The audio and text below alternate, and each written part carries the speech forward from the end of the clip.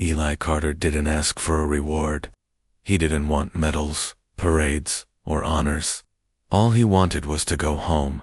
But when the war ended, Earth's leaders had different plans. He was summoned to the United Nations Space Command headquarters. There, they told him he had been selected for a special diplomatic role, a peace ceremony, a bonding ritual, an interspecies marriage, a political gesture between the humans and the alien species known as the Valari, a sign of trust, of unity, of peace. They said it was a great honor. Eli didn't feel honored. He felt trapped. Still, he was a soldier. He had followed harder orders before. So, he boarded the Valari ship with a calm face and a storm inside. The ship was sleek, silent. Its walls glowed with soft blue light. The Valari didn't speak much. Tall, pale-skinned, with glowing veins under their skin, they walked with cold grace. They smiled politely, but never with warmth. His bride was named Cerise. She stood before him in a silver robe. Her hair shimmered like starlight. Her eyes were violet and unreadable. When she looked at him, it felt like she could see through him, like she knew things he didn't. The wedding was quiet. No music, no laughter, just rituals he didn't understand, and words spoken in two languages. Cerise never said yes. She just bowed her head. When it was done, they led him to his new quarters, a small chamber deep in the Valari ship. Inside, Ceres waited for him. She stood near the window, looking out into the stars. He cleared his throat. So, we're married. Now. She didn't turn. That's what they say. Her voice was soft, almost human, but there was something behind it. A tremble, a warning. He stepped closer. I don't know what this is, but I didn't choose it. Finally, she looked at him. Neither did I. Silence filled the room like thick air. Eli sat down on the edge of the bed. He watched her, trying to understand what she wasn't saying. She walked slowly to the center of the room. Then she leaned in. Her lips barely moved, and then she whispered, "You're in danger." Eli blinked. What? She looked around. Her eyes darted to the ceiling, to the walls, then back to him. Don't ask questions. Not here, not yet. His pulse quickened. What kind of danger? Cerise shook her head. I can't say. Not now. He stood up. Is it about the Valari? About this ship? She didn't answer. Eli stared at her. Then why warn me? Cerise took a slow breath. Because I don't want you to die. The words hit him harder than a bullet. They barely knew each other. She was alien. He was human. This was never meant to be love. Just politics. But in her eyes, he saw something real. Fear. Then tell me the truth. He said, I can't. If I speak too much, they'll hear. They always hear. He looked around the room. There were no cameras, no visible tech. How? He asked. She pointed to the walls. They're listening through the walls, through the light, even through the air. Eli frowned. That sounds paranoid. I know, Siri said. But it's real, and it's worse than you think. He stepped back, trying to process. Why me? Why was I chosen? She closed her eyes. Because you're strong, and because you're alone. He didn't like the sound of that. What does that mean? He asked. But she didn't answer. She just sat down on the floor, pulled her knees to her chest, and looked away. Eli felt a wave of confusion and anger. This was supposed to be peace, a new chapter between two civilizations. But something was off, deeply off. He thought about Earth, about the diplomats who smiled when they told him he was honored, about the way they shook his hand and avoided his eyes. Was this a gift or a sentence? The lights dimmed as the ship entered night cycle. A mechanical voice echoed through the speaker. Sleep protocol initiating in 10 minutes. Cerise stood and walked toward the bed. She didn't speak again. She just curled up on her side, her back to him. Eli sat on the edge of the bed, staring at the wall. You said I'm in danger, he whispered. But you won't say why. From the bed, her Voice came soft and tired. I'm trying to keep you alive, Eli Carter. That's all I can do for now. He looked down at her, at the strange girl from another world, forced into this role, warning him with whispers. He didn't know if he could trust her, but he wanted to. The room went dark, and somewhere inside that darkness, a question echoed in his mind. Who is really in danger? Me, her, or all of us? The Valari ship never made noise, no hum of engines, no footsteps in the halls, just silence, thick, unnatural, like the ship itself was holding its breath. Eli Carter couldn't sleep. He lay still on one side of the bed, staring at the ceiling, arms crossed behind his head. The lights were off, but the faint blue glow of the walls made everything feel cold.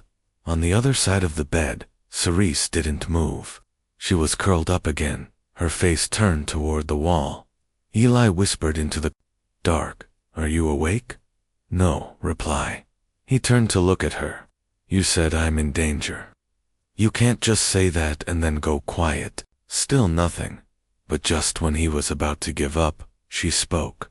Her voice was low, soft, careful. "They're always listening." Eli sat up. "You keep saying that, but who?" "The Valari." Cerise turned to face him. Her eyes glowed faintly in the dark. "Not just the Valari, the ones who control them, the ones no one sees." Eli frowned. "You mean the government?" "No," she said. "Worse, the architects." He had never heard that word before. "Who are the architects?" She hesitated. "They built the core worlds, the ships, the systems. They control the breeding programs, the matches, the alliances. They decide who lives, who dies, who is born, even who marries." Eli's blood turned cold. "You're saying this marriage, it wasn't political?" Cerise shook her head. "No, it was planned, before you were even born." Eli got off the bed and started pacing. "This is insane. I know." He looked at her, angry and confused. "Why me? Why not someone with power, or money, or some title?" She sat up slowly. "Because you're clean. Clean. You're not from a political family. You have no links to Earth's elite. You were born in a workers' district, raised by a single mother, joined the army young. You were, controllable." Eli clenched his fists. "Then why warn me? If they planned all this, why break the rules?" Cerise looked down. Her voice trembled. "Because I fell in love with your profile before I ever met you." Eli stopped. "What?" She looked up. "I saw your records, your photos, your interviews. I read everything they gave me. I was supposed to stay distant, cold, obedient. A pause, but I couldn't." Eli felt something shift in his chest. The air felt heavier now. "You loved me before you met me." She nodded. "And when I saw you in person, I knew it wasn't a mistake. That's why I warned you." Eli sat beside her. "And now," Cerise looked at him, "now, I'm risking both our lives." The silence between them was no longer empty. It was full of everything unspoken. Suddenly, there was a click in the wall, very faint, but real. Eli turned his head. "What was that?" Cerise stood quickly. "They're scanning the room. We need to move." "Move where?" "Anywhere the signal can't reach." She grabbed a blanket and pulled it over a corner of the room. Beneath it was a narrow maintenance hatch. Small, almost invisible. You knew that was there. She gave him a tired smile. "I was raised on ships like this." They crawled through the hatch, moving through narrow tunnels, barely wide enough to breathe. Metal groaned beneath them. The deeper they went, the colder it got. After several minutes, they entered a dark chamber. No lights, just wires and piping. Cerise exhaled. "They can't hear us here." Eli leaned against a pipe. "You could have told me everything back in the room." Cerise looked at him. "No. If I had, we wouldn't have made it out." He looked at her, the dim light reflecting off her skin. You're not like the others. No, I'm not. Then what are you? Cerise took a breath. I was born in a hidden lab, raised as part of the hybrid project. I'm half Valari, half something else. My emotions, my empathy, are considered a flaw. A flaw. She nodded. The perfect Valari are logical, cold, obedient, but I feel too much. They tried to correct it, but they failed. Eli stepped closer. Is that why you were chosen too? I was the test. You were the final step. He didn't understand. What step? They want to create a new generation, with human passion and Valari control. They thought if I bonded with someone like you, we'd produce something useful. He stepped back, stunned. So I was just a breeder. No, she said quickly. That's what they wanted, but I didn't follow the script. I loved you. That wasn't part of their plan. Eli stared at her. His world was collapsing. His marriage was a lie. His safety was gone. But her eyes were real. Why didn't you run away before? I tried, she said. Twice. They caught me. They punished me. The third time, they threatened to destroy everyone in my bloodline, including the ones they keep frozen for later use. Frozen, Eli echoed. Cerise nodded. They store embryos, clone lines, blood ties.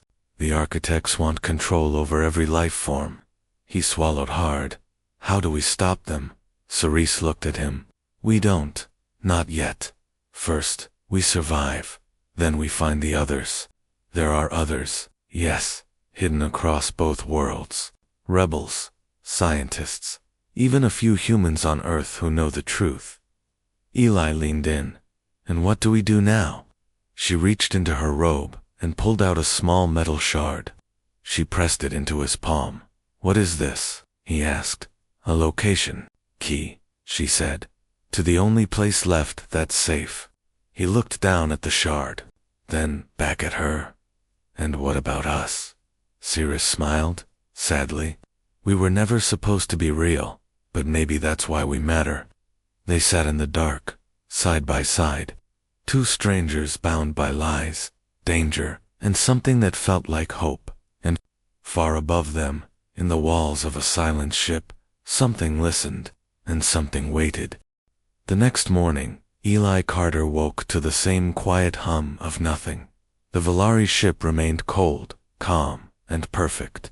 Too perfect. As if nothing bad could ever happen here. But Eli knew better now. Last night, Cerise had taken him into the maintenance tunnels. She'd shown him the truth about the listening walls, the hidden plans, and the dark purpose behind their marriage. Now, there was no going back. He stepped out of the sleeping chamber. The Valari hallway glowed softly under his boots. A tall Valari male approached him with practiced grace and a blank smile. The council requests your presence, he said. Eli nodded. Where? The grand dining hall? Your union must be celebrated. He was guided through the ship. Around every corner, he saw signs he hadn't noticed before, cameras shaped like art. Guards dressed like servants, smiles that never reached. The eyes dot. When he entered the hall, his breath caught. A long table stretched across the room, decorated with silver plates, glowing blue glasses, and food he couldn't name. Dozens of Valari watched him from their seats. At the end of the table sat Cerise. She wore a ceremonial gown of silver and black. Her hands were folded neatly in her lap. She didn't smile, but when she met his eyes, there was something behind her calm face. Warning. Eli was led to sit beside her. She leaned in close. Her voice was a whisper, only he could hear. Don't drink the wine. Eli didn't move. He kept his face blank, like he hadn't heard a word.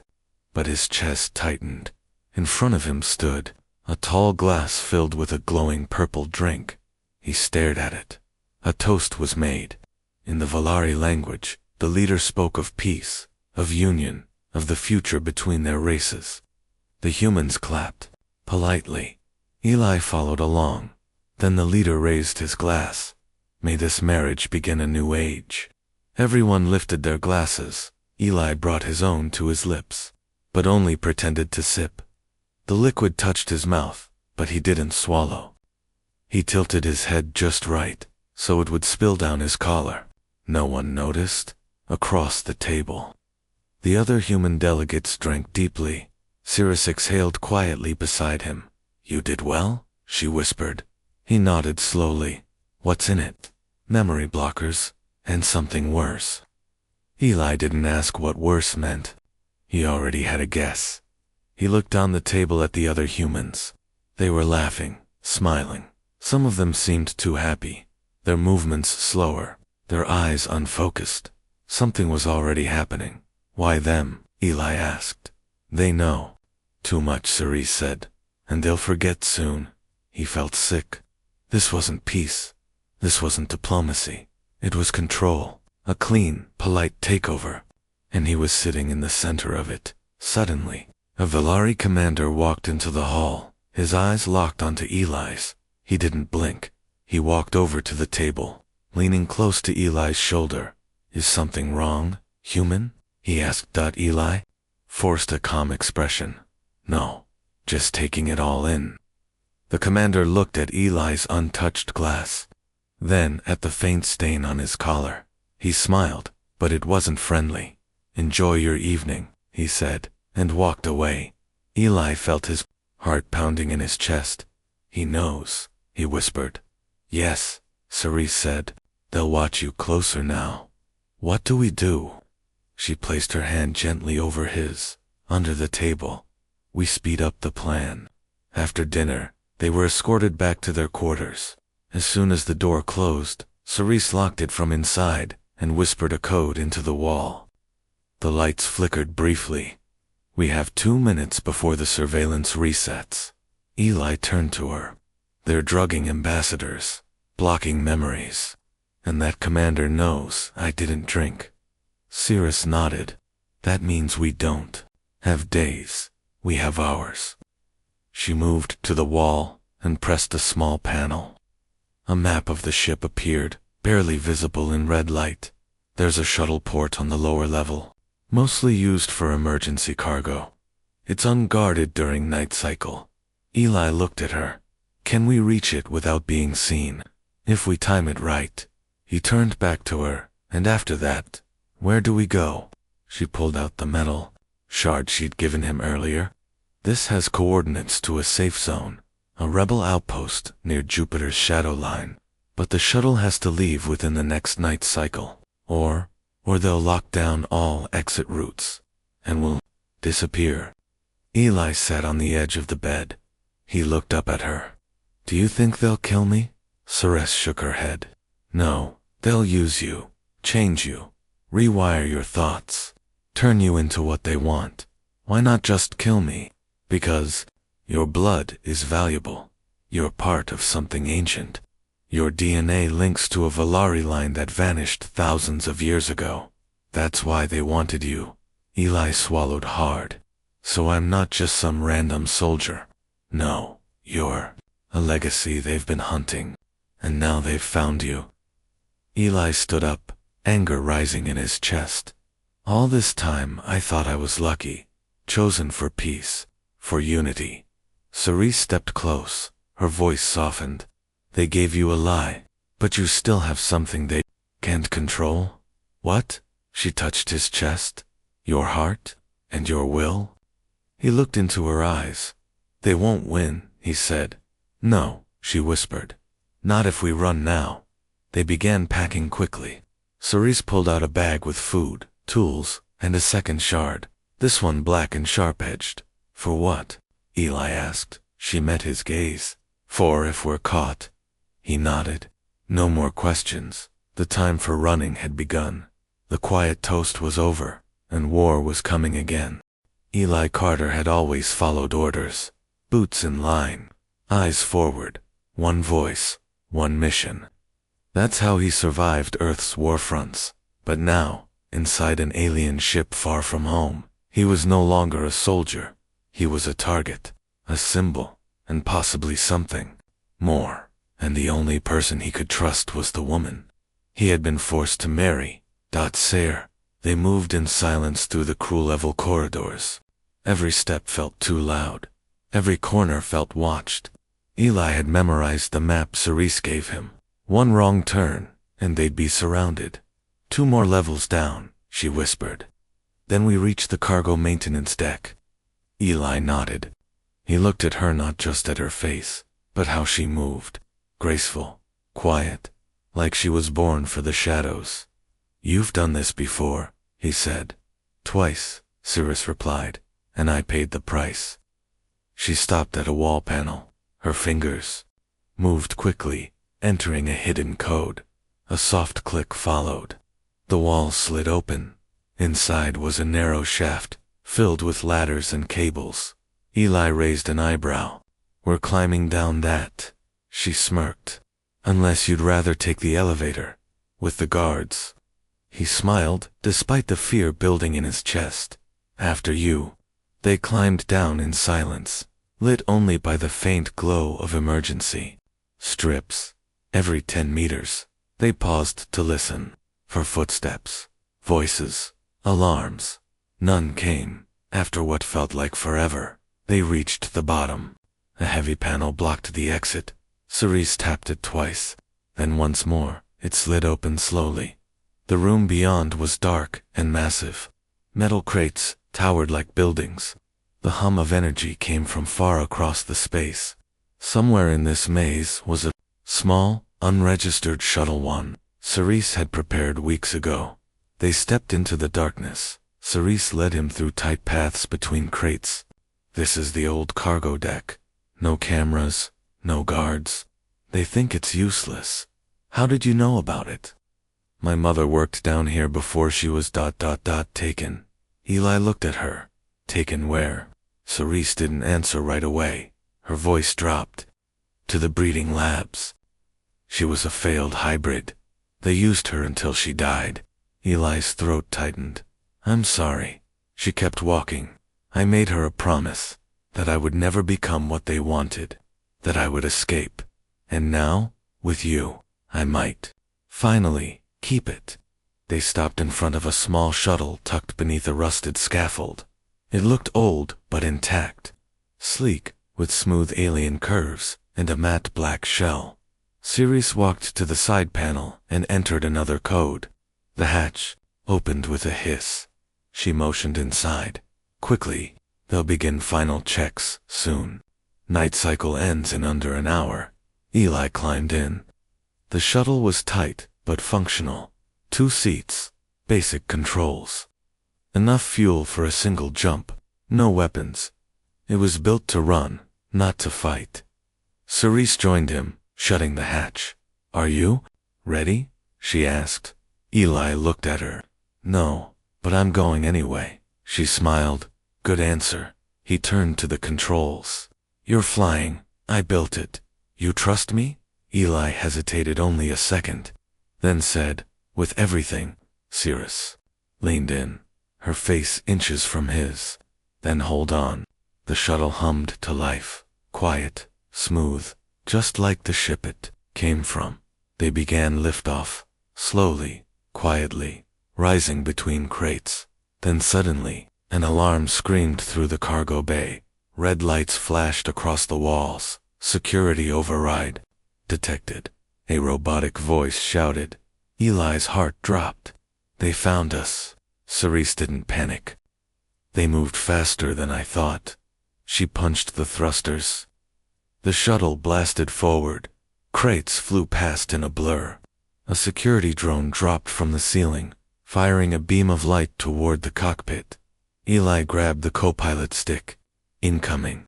Left Cerise. Jerked the ship right. The drone missed.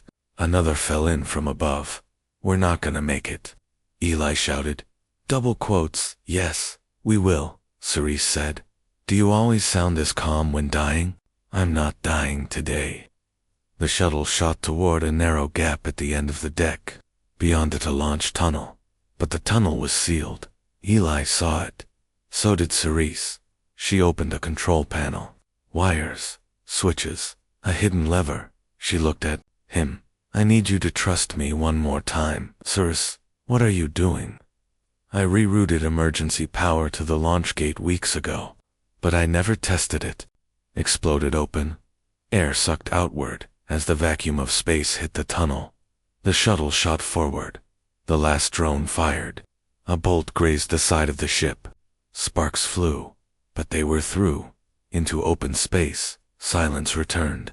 Stars blinked in every direction. Eli leaned back, breathing hard. "We made it," he said. Cerise didn't answer right away. Her hands shook slightly on the controls. She looked at him, eyes shining. "Yes," she said, "but now the real escape begins." He reached over and took her hand. "You saved my life." She looked at him. "You saved my heart." They sat together, flying through the stars, alone, hunted, free, and for the first time since the war ended, Eli felt alive. Stars moved like rivers around them. The stolen shuttle drifted quietly beyond the shadow of the Valari ship, its engines cooling, its systems silent. Inside the cockpit, Eli Carter sat still, staring at his hands. He had just escaped death. Again, beside him, Cerise adjusted the controls. Her fingers worked fast, focused, but her face had changed. She wasn't calm anymore. She looked like someone waiting for a storm. "Something's wrong," Eli said. Cerise didn't answer at first. Then she whispered, "We need to talk. Before we reach the outpost." Eli turned to her. "Talk about what?" She looked down, then up into his eyes. "About you. About who you are." He frowned. "I know who I am." "No," she said softly. "You know what they told you, but you don't know the truth." He stared at her, his voice quieter now. "Then tell me." Cerise reached into her jacket and pulled out a small, dark chip. She placed it in the shuttle's console. The screen lit up. "While they studied me, they studied you," she said. "From the day you were born?" Eli watched as files opened. Medical scans, blood work, reports with strange symbols and alien scripts. Some were human reports, two but marked top secret. Cerise tapped a screen. "This was your DNA test when you joined the military. But they ran a second version, a deeper one, not shared with you." She pointed to the results. One section glowed red. "You're not fully human, Eli." He blinked. "What?" "You carry genetic material that doesn't exist on Earth anymore. Ancient Valari blood. A lineage lost thousands of years ago, until he felt like the air had been punched out of his lungs. "So, I'm a hybrid." "No," Cerise said. "Not exactly. You're human, but your ancestors, they weren't." Eli stood up. "So that's why they picked me. Not because I was a soldier or a peace symbol." She nodded. "You weren't chosen to marry me. You were chosen to merge with me, to complete a design they've been building for generations. Like some kind of experiment." Cerise looked down. "Yes." Eli clenched his fists. "And you knew all along." "I suspected," she said, "but I didn't want to believe it." His voice grew sharper. "Then why warn me? Why help me escape if I'm part of their plan?" She looked up at him with pain in her eyes. "Because I fell in love with you before I knew." Silence filled the cockpit. Cold, heavy dot. Eli looked away, his voice tight. "You fell in love with a lie." "No," she whispered. "I fell in love with your choices, with your heart, not your blood." He sat down again, slowly, trying to breathe. "I don't know who I am anymore." "You're still you," she said. "Benna, you're more than what they wanted." Eli stared at the screen again, at the red lines, at the proof of something buried deep inside him. He had always felt different, like he didn't belong. Now he knew why. He looked at Cerise. "What do they want to use me for?" She didn't blink. "They want to create a leader, a perfect being, someone who can bridge human will with Valari control. You weren't chosen for love, you were chosen for control." He stood again, pacing. "And you, what are you to them?" Cerise spoke carefully. I was bred to be compatible, to bond with you, to produce the next generation. That's all. Eli turned to her. And what are you to me? Her voice broke slightly. I hope I'm something more. He stared at her. She had warned him, protected him, fought beside him. But now, everything between them felt twisted, sharp. Can I trust you? He asked. Cerise didn't answer right away. Then she walked toward him and reached into her sleeve. She pulled out a small knife. I swore if I ever became what they wanted, I'd end it myself. She placed the knife in his hands. And if I betray you, you won't have to wonder. Eli stared at her, the blade resting in his palm. Her voice was steady. I love you, Eli, but I'll never ask you to love something you can't trust. He looked at her, the woman who was part alien, part rebel, part weapon, and yet somehow, the only person in the galaxy who had chosen him when no one else did. He dropped the knife onto the floor. I don't want your knife, he said. I want the truth. From now on, no more secrets. Cerise nodded slowly. Her voice cracked. No more secrets? The ship's radar beeped. A signal flashed. We're approaching the outpost, she said. Eli returned to his seat. Will they help us? They'll try. But even they don't know everything. The stars outside shifted. A massive shadow loomed ahead. A dark station, hidden behind the curve of a dead moon. No lights, no signal, just silence. Cerise tapped into a frequency. This is Cerise and Eli Carter, requesting entry. Confirm Rebel Contact Code 47R. Static. Then a voice replied. Confirmed. You're expected. Prepare for boarding. As the shuttle moved closer, Eli reached for her hand. You said I was part of something ancient. She nodded. He took a deep breath. Then maybe it's time to become something new. Cerise smiled. Together. He nodded. Together. As the docking clamps locked onto their shuttle, Eli knew this was just the beginning. They had escaped the walls of control, but the blood in his veins still carried a war. One that hadn't been fought yet, but soon would be. The docking arms hissed as the shuttle latched onto the hidden rebel outpost. Dark metal doors slid open, revealing a narrow corridor lit with red emergency lights. It didn't feel like safety. It felt like a place built out of desperation, but Cerise stepped forward without fear. Eli followed, his boots echoing softly behind hers. Armed guards met them at the end of the corridor. Not Valari, not human military. Something between humans, with tech implants. Valari, with human emotion in their eyes. The rebellion was real, and strange, Ceres one of them said, nodding. Welcome back. Is this him? Ceres nodded. This is Eli Carter. The guard looked him over. The hybrid. The seed of the lost bloodline. Eli tensed. I'm not here to be anyone's project.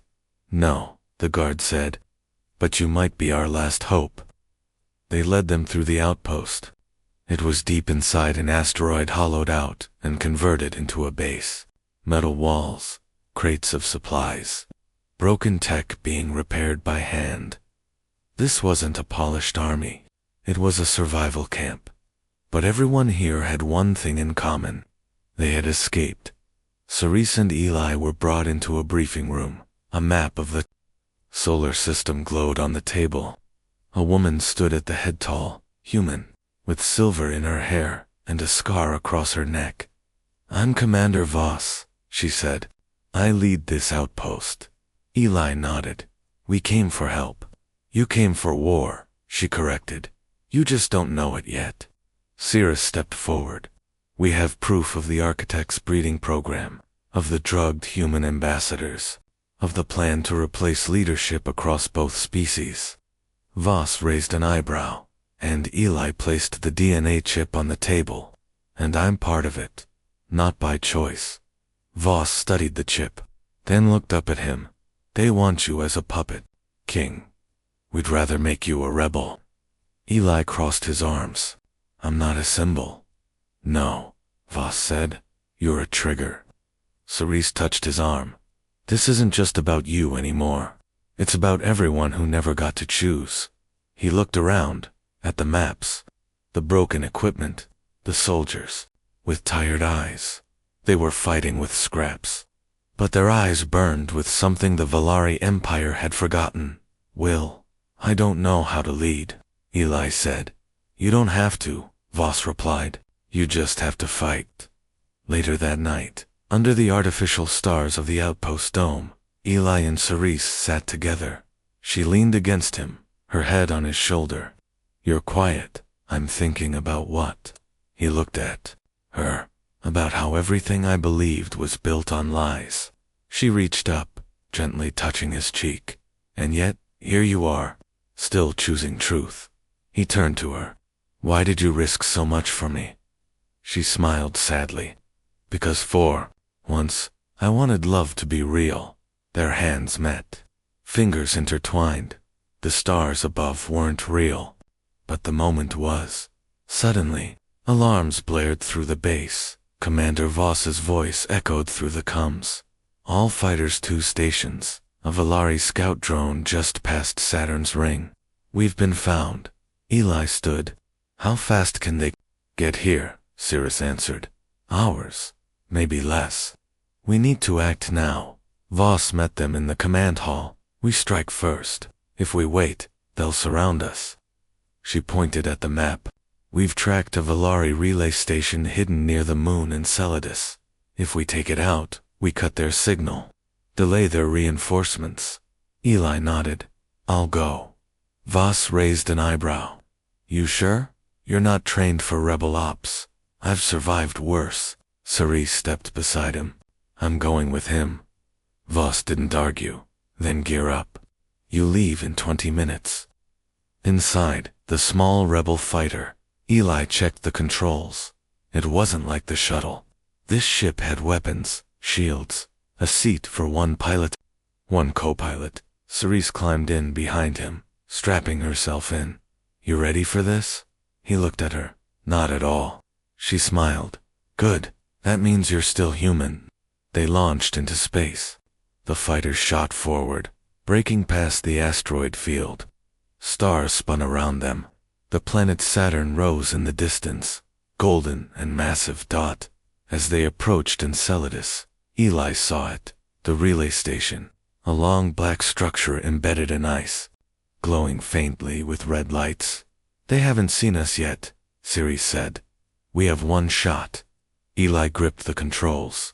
Then let's make it count. They flew in, low, silent, fast. Suddenly, lights flashed on the station. Too late. Cerise shouted.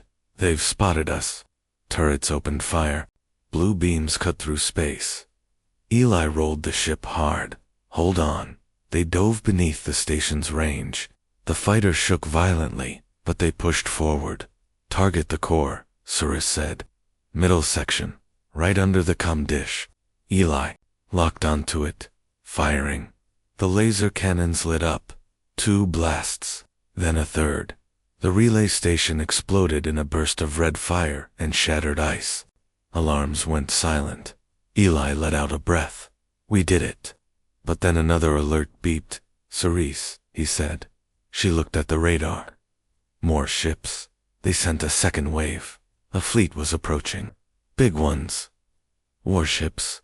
Eli looked at her. We can't outrun that. No, she said. But we can lead them away. He stared at her. You're talking about a suicide run, not suicide, she said. A distraction. Eli paused. What if we don't make it back? Cerise took his hand. Then let's make this moment mean something? They looked at each other in a life they didn't choose. In a war they never wanted. They had found love and a reason to fight. Eli nodded. Let's give them a reason to remember us. The rebel fighter sped through Saturn's shadow, engines screaming against the cold silence of space. Behind them, a fleet of Valari warships followed fast, massive, and armed for destruction. But Eli Carter didn't run. He flew directly into the heart of it. Beside him, Cerise stayed calm. Her hand rested near the manual override, Her eyes locked on the incoming radar. "We have 7 minutes before they catch us," she said. Eli nodded. "The outpost needs at least 10 to finish the evacuation. Then we buy them time," she said softly. Eli smiled. "Even now. You always make saving the world sound easy." She looked at him. "It's not the world I care about. It's you." He tightened his grip on the controls. They dove into Saturn's rings, billions of shards of ice and rock spinning in chaotic orbits. One mistake here, and they'd be torn apart. But it also made them harder to track. The Valari followed anyway. "We can't shake them forever," Eli said. "We need a way to end this." Cirrus stared at the map glowing in front of them. "There's an old gas mine on Titan's surface. It still has a volatile reactor. If we trigger it right, it'll create a blast strong enough to blind the fleet's sensors." Eli raised an eyebrow. "That'll take them offline for hours." Cerise nodded. "Long enough for the rebellion to scatter and fight another day. But we'd be right in the middle of it," he said. She turned to him. "I know." The silence between them said everything. It was a choice. Not between survival and death, but between fear and love. Eli touched her hand. "I promised you the truth. No more secrets." She looked at him. "I love you, Cerise," he said. She breathed in sharply, as if those words reached deeper than any battle had. "And I love you," she whispered, "since the moment I saw your file. Since the first time you looked at me and didn't see a tool." They kissed there, in the cockpit, as the stars rushed past and death closed in. Then Cerise nodded. "Let's finish this, together." They angled toward Titan. The Valari fleet surged forward, trying to cut them off. Eli and Cerise hit full thrusters. The gas mine appeared through the clouds, a broken structure half buried in Titan's thick fog. Lights still blinked in the reactor core. "Ready weapons," Eli said. Cerise armed the charges. Target locked. As they dove, the ship shook violently. A beam clipped the left wing. "We're hit," Eli shouted. "Stabilizing," Cerise replied, gripping the side controls. "We still have control." Eli fired the first volley. The gas mine's outer wall exploded. Flames burst into the yellow sky. Cerise activated the core. One more shot, right into the center. Eli aimed. For Earth. For the rebellion. For us. He fired. The beam hit the core directly. A moment of silence. Then everything exploded. A wave of blinding light swallowed the sky. The Valari sensors went dark. Warships spun off course, lost in the radiation storm. The rebel fighters escaped, into the dark, vanishing into hyperspace. But the explosion had pulled Eli and Cerise's ship downward. Alarms screamed. Systems shut down. "Can we escape?" Eli asked. Cerise checked the console. "No, the engines are gone." They were falling slowly. "But falling." Cerise looked at him. "I'm sorry," she said. Eli reached for her hand. "Don't be. This is how I want to go. With you." She smiled, even through her tears. "Do you remember our first night?" she whispered. "When I said, 'You're in danger'?" Eli nodded. "I thought you were warning me about the Valari." "Well," she said, "but I was also warning myself, because falling for you was dangerous too." The ship struck the surface. The impact knocked out the lights, but there was no fire, no pain, just quiet. Then a voice. "Emergency capsule activated. Life support online." Eli gasped. He opened his eyes. They were still inside the ship but sealed in a small survival pod, auto-deployed during the crash. Cerise was beside him, barely conscious, blood on her forehead. "Cerise," he said, "wake up, we made it." She blinked slowly. "You're alive." "So are you," he said, barely. The pod sat quiet inside a crater. Dust floated through the filtered glass. They weren't dead, but they were stranded. And yet, Eli smiled. "We won," he whispered. Cerise reached out weakly. He took her hand. Not just the battle, she said. We won us. Eli leaned back, holding her close. They had escaped the system, built to control them. They had defied the architects. They had chosen love in a place designed to erase it. Sometime later, a small rebel drone found their pod. It sent out a signal. The rebellion would recover them. But long before rescue came, their story had already spread. The soldier who was chosen to be controlled. The alien bride who warned him with 3 words. The two who turned a forced union into a revolution. They weren't just symbols. They were the spark. And in every rebel camp, on every secret frequency, people whispered one name. Eli Carter. And the woman who saved him. The bride who warned him.